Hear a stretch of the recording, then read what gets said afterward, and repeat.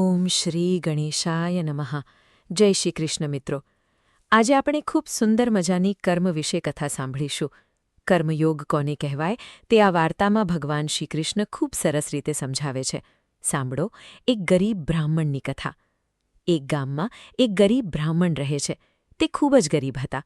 ઘણીવાર તો ભૂખ્યા પણ રહે એવી પરિસ્થિતિ હતી. એક દિવસ સવારમાં ઉઠીને ભગવાન સૂર્યનારાયણને પાણી ચઢાવીને પૂજા કરે છે.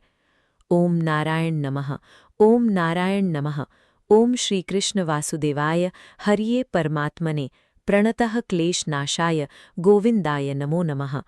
સવારમાં તે બ્રાહ્મણની પત્ની નદીએ પાણી ભરવા જાય છે. પાણી ભરીને ઘરે આવે છે અને માટલું ઓસરીમાં મૂકે છે. એટલામાં તો જુએ છે કે માટલું તો કાણું છે, તૂટેલું છે, પાણી ટપકી રહ્યું છે. તો બ્રાહ્મણની પત્ની બોલી, અરે, આ શું થઈ રહ્યું છે? મારું તો માટલું ફૂટી ગયું. હવે હું શું કરું? એટલામાં બ્રાહ્મણ ઝૂંપડીમાંથી બહાર આવે છે અને તેની પત્નીને કહે છે, ભાગ્યવાન, ચિંતા ના કરો, હું નગર તરફ જઈ રહ્યો છું. જો નારાયણની કૃપા હશે તો હું સારી એવી ભિક્ષા લઈને આવીશ. એટલે તેની પત્ની બોલી, સારું સ્વામી, ધ્યાન રાખજો તમારું. જય શ્રી કૃષ્ણ. એટલે બ્રાહ્મણ કહે છે, જય શ્રી કૃષ્ણ. આમ કહી બ્રાહ્મણ નગરમાં ભીખ માંગવા જાય છે. હવે આ બીજી બાજુ ભગવાન શ્રી કૃષ્ણ અર્જુનને કહી રહ્યા છે, હે અર્જુન, બહુ સમય થઈ ગયો નગર ભ્રમણ નથી કર્યું, તો કેમ ના આજે નગર ભ્રમણ કરવા જઈએ? અર્જુન કહે છે, હા માધવ, જેવું તમે કહો એમ. પછી અર્જુન અને શ્રીકૃષ્ણ રથમાં બેસીને નગર ભ્રમણ કરવા નીકળે છે. ભ્રમણ કરતાં કરતાં નગરમાં આવે છે. ભ્રમણ કરતાં કરતાં જુએ છે, ધોબી ઘાટ પર કપડાં ધોઈ રહ્યા છે, ખેડૂત ખેતી કરી રહ્યા છે, કુંભાર માટલા ઘડી રહ્યો છે. આ બધું જ ભગવાન કૃષ્ણ અને અર્જુન રથમાં બેઠા બેઠા જુએ છે, ભ્રમણ કરતાં કરતાં. એટલે અર્જુને શ્રીકૃષ્ણને પૂછ્યું કે હે માધવ, સંસારમાં અનેક લોકો દુઃખી છે. કોઈ અમીર છે, તો કોઈ નિર્ધન છે, તો કોઈ રોગી છે. આનું શું કારણ છે? ઘણા લોકોને બધું જ મળે છે, તો ઘણા લોકોને જીવનભર અભાવ રહે છે. વસ્તુ, રૂપિયા, પૈસા, કપડાં માટે તરસે છે. આ સાંભળી ભગવાન શ્રીકૃષ્ણ હસ્યા અને બોલ્યા, હે પાર્થ, તારો આ પ્રશ્ન ઘણો સરળ પણ છે અને ગૂઢ પણ છે. સંસારમાં હરેક જીવ તેના કર્મનું ફળ ભોગવે છે. પરંતુ માત્ર કર્મ જ નહીં, તેનો ભાવ પણ બહુ મહત્વનો હોય છે. હવે આ તરફ પેલો બ્રાહ્મણ હાથમાં કટોરો લઈને નગરમાં ભીખ માંગી રહ્યો છે. બોલી રહ્યો છે કે હે સજ્જનો, કોઈ થોડું અન્ન કે ધન દાન કરી દો. હું અને મારી પત્ની બહુ દિવસથી ભૂખ્યા છીએ. કોઈ બ્રાહ્મણની સહાયતા કરો. આમ કગરી કગરીને બ્રાહ્મણ ભિક્ષા માંગી રહ્યા છે. એટલામાં ભગવાન શ્રીકૃષ્ણ અને અર્જુન ત્યાં આવ્યા. જ્યાં બ્રાહ્મણ ભિક્ષા માંગી રહ્યા છે ત્યાં જ રથ થોડો આગળ ઊભો હતો. એટલે એ બ્રાહ્મણને જોઈને અર્જુન ભગવાન શ્રીકૃષ્ણને કહી રહ્યા છે, માધવ, જુઓને જરા, પેલો બ્રાહ્મણ કેવી દશામાં છે, કેવી દશા છે. મારું અંતર્મન કહી રહ્યું છે કે મારે એની કંઈક આર્થિક સહાયતા કરવી જોઈએ. આ સાંભળીને ભગવાન શ્રીકૃષ્ણ બોલ્યા, હા અર્જુન, નિશ્ચય દાન પુણ્યનું કાર્ય છે. જો હૃદયમાં કરુણા છે તો આગળ વધ પાર્થ.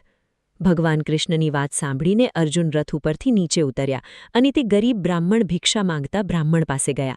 બ્રાહ્મણ કગરી કગરીને બોલી રહ્યો છે, કૃપા કરીને કોઈ થોડું દાન કરો, ભિક્ષા આપો.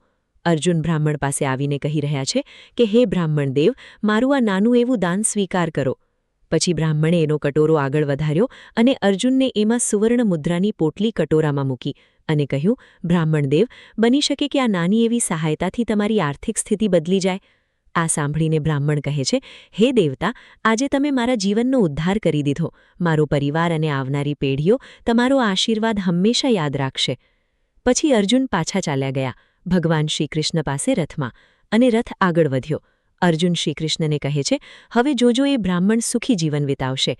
ભગવાને મારા હાથથી તેની સહાયતા મોકલી છે. એટલે ભગવાન શ્રીકૃષ્ણ કહે છે, બની શકે કદાચ પાર્થ તે સુખી જીવન જીવે, પણ જોઈએ આગળ શું થાય છે. પ્રભુની લીલા કોણ જાણે છે. આ તરસ પેલો ગરીબ બ્રાહ્મણ ઘરે જાય છે. રસ્તામાં ભગવાનનો આભાર વ્યક્ત કરતો જાય છે, હે ઈશ્વર, તમારી લીલા અપરંપાર છે. ધન્યવાદ પ્રભુ. રસ્તામાં જતા જતા ભગવાનનું ભજન કરે છે.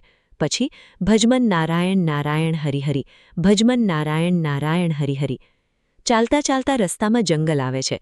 જંગલમાં એક લૂંટેરો, ડાકુ હોય છે. એ સંતાઈને બેઠો હોય છે, હાથમાં તલવાર લઈને.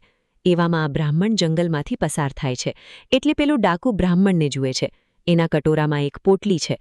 એટલે ડાકુ બ્રાહ્મણ પાસે આવે છે અને ધમકાવીને કહે છે, હે બ્રાહ્મણ, આ તારી પાસે શું છે?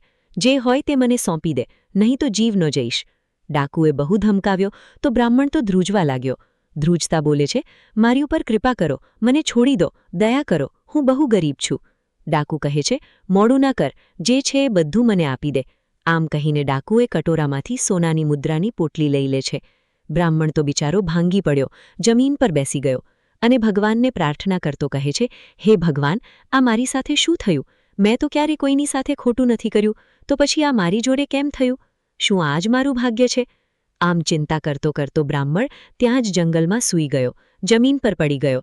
અને સવાર પડી, બ્રાહ્મણની આંખ ખુલી, ઊભા થયા, કટોરોને લાકડી હાથમાં લીધી અને ઘર તરફ જવા નીકળી પડ્યા. નિરાશ ઉદાસ મોઢે બ્રાહ્મણ ઘરે આવ્યા અને ભૂખ્યા સૂઈ ગયા. બીજે દિવસે ફરી બ્રાહ્મણ કટોરો લઈને ભિક્ષા માંગવા માટે જાય છે નગરમાં. અને બીજી બાજુ ભગવાન શ્રી કૃષ્ણ અને અર્જુન પણ નગર ભ્રમણ કરવા માટે રથ લઈને નીકળ્યા હોય છે.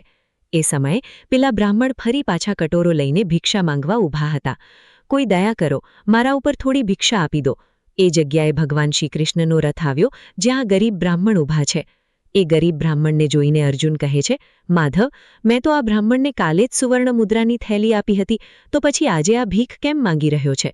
આ સાંભળીને ભગવાન શ્રી કૃષ્ણ અર્જુનને કહે છે, એ બ્રાહ્મણને પૂછો તમે, નક્કી એ બ્રાહ્મણ કોઈ વિપદામાં છે, કોઈ દુવિધા, કોઈ મુશ્કેલમાં છે. ભગવાનની વાત સાંભળીને અર્જુન રથ ઉપરથી નીચે ઉતર્યા અને બ્રાહ્મણ દેવ પાસે ગયા. પાસે જઈને બ્રાહ્મણને અર્જુન પૂછે છે, હે બ્રાહ્મણ દેવ, તમે આજે ફરીથી અહીં ભિક્ષા માંગો છો? મેં તમને કાલે જ સુવર્ણ મુદ્રાની ભરેલી થેલી આપી હતી, તે ક્યાં ગઈ? તેનું શું થયું? અર્જુનની વાત સાંભળી બ્રાહ્મણ કહે છે, હું તમને શું વાત કરું? હું તો કાલે બહુ ખુશીથી ઘર તરફ જઈ રહ્યો હતો, તેવામાં વચ્ચે જ જંગલ આવ્યો. જંગલમાં એક ડાકુ હતો, જેણે મારું બધું ધન લૂંટી લીધું. આટલું બોલી બ્રાહ્મણ ખૂબ જ રડવા લાગ્યો, ખૂબ જ રડે છે અને અર્જુનને બધી વાત કહે છે. બ્રાહ્મણની વાત સાંભળીને અર્જુન દુઃખી થયો અને મનમાં ને મનમાં કહે છે, હે ભગવાન, આ ગરીબ બ્રાહ્મણ કેટલા દુર્ભાગ્યશાળી છે. ઠીક છે, આજે હું આ બ્રાહ્મણ દેવને કંઈ બીજું જ આપીશ. આમ વિચારીને અર્જુને એક રત્ન કાઢ્યો અને બ્રાહ્મણને આપતા કહે છે, હે બ્રાહ્મણ દેવ, આ રત્ન બહુ મૂલ્યવાન છે. તમે આ હીરાને વેચી નાખજો અને જે પૈસા આવશે એનાથી તમારા બધા જ કષ્ટ મટી જશે. હીરો પામીને બ્રાહ્મણ તો ખુશ થઈ ગયા. ખુશ થઈને અર્જુનને કહે છે, તમે તો કોઈ ભગવાનના મોકલેલા દૂત છો. આ તુચ્છ બ્રાહ્મણના તમને કોટી કોટી નમન, કોટી કોટી નમન. ધન્ય હો પ્રભુ, ધન્ય હો. પછી અર્જુને રત્ન બ્રાહ્મણની કટોરીમાં નાખ્યો અને અર્જુન ત્યાંથી રવાના થયા અને રથમાં બેઠા. બ્રાહ્મણ દેવ ખુશ થઈને ત્યાંથી ચાલતા થયા, ઘરે જવા નીકળ્યા. ચાલતા ચાલતા રસ્તામાં ભગવાનનું નામ જપે છે. ભજ મન નારાયણ નારાયણ હરિ હરિ, શ્રીમન નારાયણ નારાયણ હરિ હરિ. આમ ભગવાનનું નામ જપતા જપતા રાજી થઈને ઘરે આવ્યા. ઘરે આવીને બ્રાહ્મણ વિચારે છે, આ અમૂલ્ય રત્ન ક્યાં મૂકું? વિચાર્યું, અહીં બારીમાં મૂકી દઉં. હીરો લઈને બારી પાસે આવ્યા. બારીમાં હીરો મૂક્યો, પણ છતાંય એમના મનને બેચેની થઈ. વિચારે છે, નહીં, અહીં કોઈ હીરાને જોઈ લેશે, આ જગ્યા બરાબર નથી, ક્યાંક પેલો ડાકુ લૂંટેરો અહીં પહોંચી ન જાય. આમ વિચારીને બ્રાહ્મણે રત્ન ફરી હાથમાં લીધો અને બીજી જગ્યા શોધવા લાગ્યા. એટલામાં તેમને એક જૂનું માટલું દેખાયું અને વિચાર્યું કે હા, આ માટલામાં હીરો મૂકવો બરાબર રહેશે. આમ વિચારી હીરો માટલાની અંદર મૂકી દીધો અને પછી પથારીમાં સૂઈ ગયા. સૂતા સૂતા જાગતા વિચાર કરે છે કે આ હીરાને કાલે હું સોનાની દુકાને ઝવેરીને ત્યાં જઈને બતાવીશ, વેચી નાખીશ. બહુ બધા પૈસા આવશે, તેનાથી હું મારા પરિવારનું ભવિષ્ય બદલી નાખીશ. આમ વિચારીને તે સૂઈ ગયા. બીજા દિવસની સવાર પડી. બ્રાહ્મણની પત્ની ઉઠી, ભગવાનના પૂજાપાઠ કર્યા અને વિચાર્યું કે હવે હું પાણી ભરી આવું. આમ વિચારીને તે પાણી ભરવા માટે માટલું લેવા જાય છે. બ્રાહ્મણની પત્ની માટલા પાસે આવી અને વિચારે છે કે અરે, આ માટલામાં તો હું કાલે પાણી ભરીને આવી હતી, તો પાણી બહુ રીઝતું હતું, માટલું ફૂટેલું છે. લાગે છે હવે જૂનું માટલું જ લઈ જવું પડશે પાણી ભરવા માટે. આવો વિચાર કરીને તે જૂનું માટલું જ્યાં મૂક્યું હતું ત્યાં પાસે આવી અને જૂનું માટલું ઉઠાવીને તે પાણી ભરવા જાય છે. જેમાં બ્રાહ્મણે રત્ન મૂક્યો હતો, પણ બ્રાહ્મણની પત્નીનું ધ્યાન ગયું નહીં. તેણે માટલામાં જોયું નહીં અને એમ જ માટલું લઈ લીધું અને બ્રાહ્મણનું પણ ધ્યાન ન હતું. એ તો ભગવાનના મંદિરમાં સેવા પૂજા કરી રહ્યા હતા, ભગવાનના નામ જાપ કરી રહ્યા હતા. શ્રીમન નારાયણ નારાયણ હરિ હરિ ભજમન નારાયણ નારાયણ હરિ હરિ. આમ ભગવાનની પૂજા કરી રહ્યા હતા. તેમનું ધ્યાન પૂજામાં હતું એટલે તેમની પત્નીએ જે જૂનું માટલું લીધું એ બ્રાહ્મણને ખબર ન હતી. બ્રાહ્મણની પત્ની એના પતિને કહે છે કે હું હમણાં પાણી ભરીને આવું છું. આમ કહીને તે પાણી ભરવા ચાલી ગઈ, જૂનું માટલું લઈને, જેમાં હીરો મૂક્યો હતો. નદી કિનારે આવી અને બ્રાહ્મણની પત્ની પાણી ભરે છે, પણ પાણી ભરતા ભરતા માટલું પાણીમાં ડૂબી જાય છે. હાથમાંથી માટલું છટકી જાય છે અને ડૂબી જાય છે. બ્રાહ્મણની પત્ની બોલી, અરે, મારું માટલું ડૂબી ગયું, અરે રે, હવે શું કરું? આમ દુઃખી થઈને ઉદાસ થઈ ઘરે પાછી આવી. જેવી બ્રાહ્મણની પત્ની ઘરે આવી એવા જ બ્રાહ્મણદેવ બોલ્યા, અરે, પેલું જૂનું માટલું ક્યાં ગયું? તો એમની પત્નીએ જવાબ આપ્યો, સ્વામી, હું પાણી ભરવા નદીએ ગઈ હતી, પરંતુ પાણી ભરતા ભરતા એ માટલું પાણીમાં ડૂબી ગયું મારાથી. બ્રાહ્મણ બોલ્યા, અરે, શું કહે છે તું? જૂનું માટલું પાણીમાં ડૂબી ગયું? અરે ભાગ્યવાન, એ જૂના માટલાની અંદર તો મેં બહુમૂલ્ય રત્ન મૂક્યો હતો. બ્રાહ્મણની પત્ની બોલી, અરે, મને આ વાતની ખબર જ ન હતી કે તમે મૂલ્યવાન રત્ન માટલાની અંદર મૂક્યો છે. પણ શું કરું, પાણી ભરતા ભરતા માટલું મારા હાથમાંથી લપસી ગયું અને પાણીમાં ડૂબી ગયું. મેં જૂનું માટલું એટલા માટે લીધું હતું કારણ કે નવા માટલામાં પાણી બહુ રીઝતું હતું, એટલે મેં વિચાર્યું કે જૂનું માટલું લઈ અને પાણી ભરી આવું. આ સાંભળીને બ્રાહ્મણ તો જમીન પર બેસી ગયો, માથા પર હાથ રાખીને એ કિસ્મતને કોસવા લાગ્યો. કહે છે, હે ભગવાન, તમે મારાથી કેમ નારાજ છો? મારા ઘરમાં નથી ધન ટકતું કે નથી રત્ન ટકતો. શું મારું જીવન આવા જ અભાવમાં વીતશે? બ્રાહ્મણને રડતા જોઈ તેની પત્ની બોલી, સ્વામી, ધીરજ રાખો, જે આપણી કિસ્મતમાં હશે એ જ મળશે.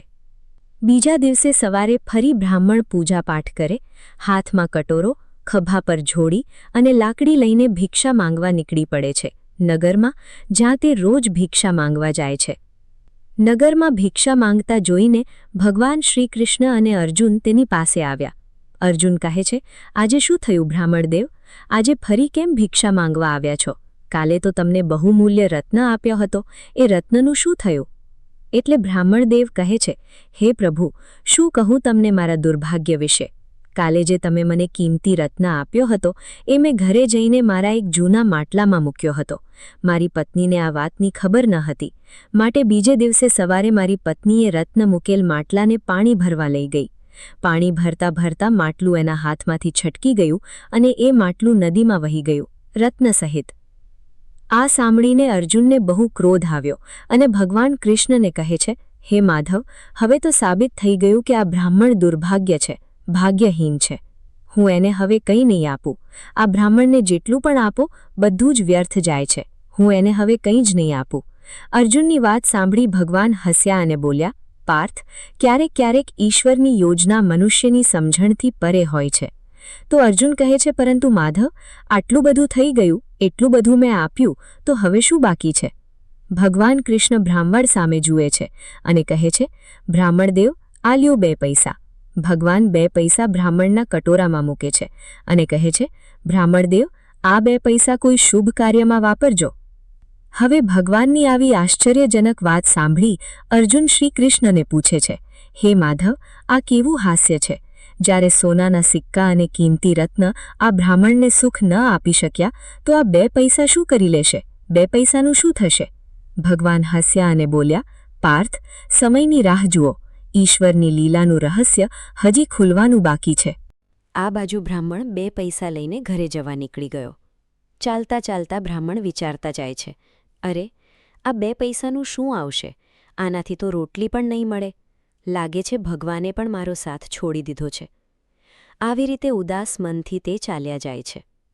જતા જતા રસ્તામાં તેણે જોયું કે નદી કિનારે એક માછીમાર માછલી પકડી રહ્યો છે. માછીમારની જાળીમાં એક મછલી પકડાયેલી છે અને તે તડપી રહી છે પાણી વગર. તે તડપતી માછલીને જોઈને બ્રાહ્મણ ત્યાં ઊભા રહી ગયા. તડપતી માછલીને જોઈને બ્રાહ્મણને પણ પીડા થઈ, દુઃખ થયું અને બોલી ઉઠ્યા કે હે જીવ, તારું જીવન પણ મારા સમાન કષ્ટમાં છે. મને ભોજન ન મળે તો કંઈ વાંધો નહીં, પણ તું તો મરી જઈશ આમ તડપીને. આ 2 પૈસાથી તને ખરીદીને તારું જીવન તો બચાવી લઉં. બ્રાહ્મણદેવ માછલીની પીડા જોઈ ન શક્યા અને તે માછીમાર પાસે ગયા અને બોલ્યા, હે ભાઈ, આ માછલી મને વહેંચી દો. માછીમાર કહે છે, હા લઈ લો, પણ આ માછલીની કિંમત 2 પૈસા છે. બ્રાહ્મણ કહે છે, હા ભાઈ, લો આ 2 પૈસા અને મને માછલી આપો. બ્રાહ્મણ મનમાં વિચારે છે કે પહેલાંની જેમ આ 2 પૈસા પણ કોઈ લૂંટી લે એના કરતાં તો આ જીવને બચાવી લઉં. કમસે કમ 2 પૈસાથી કોઈનું જીવન તો બચી જશે. મનમાં આવું વિચાર કરી રહ્યા છે. પછી માછીમાર માછલી બ્રાહ્મણને આપી દે છે, 2 પૈસા લઈ લે છે અને પછી ચાલ્યો જાય છે ત્યાંથી. બ્રાહ્મણ માછલીને હાથમાં પકડીને કહી રહ્યા છે કે હવે સુખેથી શાંતિથી પાણીમાં રહે માછલી રાણી. એટલામાં અચાનક બ્રાહ્મણની નજર માછલીના મોઢામાં જાય છે. માછલીના મોઢામાં કંઈક અટકેલું છે. બ્રાહ્મણ બોલે છે, અરે આ તારા મોઢામાં શું અટકેલું છે? ઊભી રહે, હું તારા મોઢામાંથી નીટાળી લઉં. આ શું છે? પછી બ્રાહ્મણ માછલીના મોઢામાં હાથ નાખીને આંગળી વડે અટકેલી વસ્તુ નીકાળે છે અને પછી માછલીને પાણીમાં વહાવી દે છે. માછલી ખુશ થઈને પાણીમાં વહેવા લાગી. પછી બ્રાહ્મણે જે માછલીના મોઢામાંથી વસ્તુ કાઢી હતી એ જોયું, પણ આ શું? માછલીના મોઢામાંથી તો રત્ન નીકળ્યું જે માટલા સાથે પાણીમાં ડૂબી ગયો હતો. બ્રાહ્મણ રત્નને જોઈને બોલી ઉઠ્યો કે હે ભગવાન, આ તો એ જ હીરો છે જે ખોવાઈ ગયો હતો. હે મારા પ્રભુ, તમે કેટલા દયાળુ છો. હીરો લઈને ખુશ થઈને બ્રાહ્મણ ઘરે જાય છે. ખુશ થતા બ્રાહ્મણ બોલતા જાય છે, જુઓ જુઓ, મને રત્ન મળી ગયો. પ્રભુની જય હો, પ્રભુની જય હો. પ્રભુ, મને રત્ન મળી ગયો છે. પ્રભુની જય હો. બ્રાહ્મણ ઘરે જાય છે તો રસ્તામાં જંગલ આવે છે. જંગલમાંથી પસાર થઈ રહ્યા છે. આ વખતે પણ પેલો ડાકુ ત્યાં જ ઊભેલો હતો અને બ્રાહ્મણને જુએ છે. પણ આ વખતે એ લૂંટેરો ડાકુ બ્રાહ્મણને જોઈને ડરે છે. વિચારે છે કે આ તો એ જ બ્રાહ્મણ છે જેનું મેં ધન લૂંટ્યું હતું. ક્યાંક આ બ્રાહ્મણે મને ઓળખી લીધો અને રાજાના સૈનિકોને કહી દીધું કે મેં એનું ધન લૂંટી લીધું છે તો મને સૈનિકો પકડી લેશે અને મારો અંત તો નક્કી છે. આમ વિચારીને તે લૂંટેરો હાથની તલવાર નીચે ફેંકી દે છે અને હાથ જોડીને બ્રાહ્મણ પાસે આવે છે. બ્રાહ્મણ પાસે આવીને કહે છે, હે બ્રાહ્મણદેવ, મને માફ કરી દો. તે દિવસે મેં તમારું ધન લૂંટી લીધું હતું. મને ક્ષમા કરી દો. મને મારા કર્મ ઉપર પછતાવો છે એ વાતનો. આ લો તમારી સોનાની મુદ્રાની થેલી. હું તમને પાછી આપું છું. આમ બોલીને એ ડાકુએ સોનાની મુદ્રાની થેલી બ્રાહ્મણના હાથમાં આપી. આ બધું જોઈને બ્રાહ્મણ કહે છે, ભગવાન તને સદબુદ્ધિ આપે. તારો અપરાધ ક્ષમા કરું છું. આમ કહીને બંને ત્યાંથી ચાલ્યા ગયા. તે બ્રાહ્મણ ભગવાન કૃષ્ણ અને અર્જુન જ્યાં બેઠા હતા ત્યાં આવ્યા અને હાથ જોડીને બોલ્યા, હે પ્રભુ, હે અર્જુન, તમારા આપેલા 2 પૈસાએ તો મારું જીવન બદલી નાખ્યું. મારા જીવનનું રૂપ બદલી ગયું. મેં એક માછલીને જીવનદાન આપ્યું અને તેણે જ મારો ખોવાયેલો હીરો મને પાછો આપ્યો. ધન્યવાદ કરી બ્રાહ્મણ ઘરે જાય છે. હવે આ બાજુ આશ્ચર્યચકિત થઈ અર્જુન શ્રી કૃષ્ણને પૂછે છે, માધવ, આ કેવી રીતે શક્ય છે? મેં એને સોનાની મુદ્રાઓ આપી, મેં એને મૂલ્યવાન રત્ન આપ્યો, છતાંય કંઈ ન થયું અને તમારા આપેલા 2 પૈસાએ તેનું ભાગ્ય બદલી નાખ્યું. એટલે ભગવાન શ્રીકૃષ્ણ સુંદર જવાબ આપે છે કે હે પાર્થ, જ્યારે એ બ્રાહ્મણ પાસે ધન હતું, જ્યારે તે ધનવાન થયો, ત્યારે તે માત્ર તેની જરૂરિયાત વિશે, પોતાના વિશે વિચારી રહ્યો હતો. પણ જ્યારે તેની પાસે 2 પૈસા હતા, ત્યારે તેણે કોઈ બીજાની પીડાને જોઈ, એક માછલીની વ્યથા જોઈ.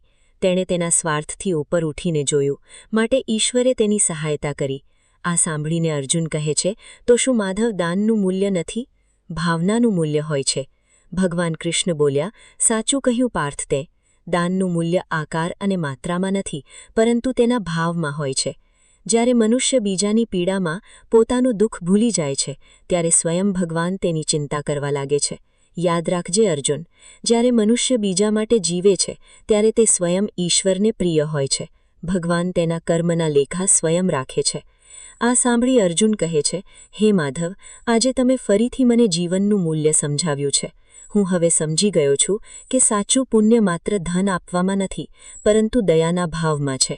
આ બાજુ પેલો ગરીબ બ્રાહ્મણ જે હતો, એ ધન મેળવીને હવે દાન પુણ્ય કરે છે, લોકોમાં કપડાં, અન્ન, વસ્ત્ર વહેંચે છે.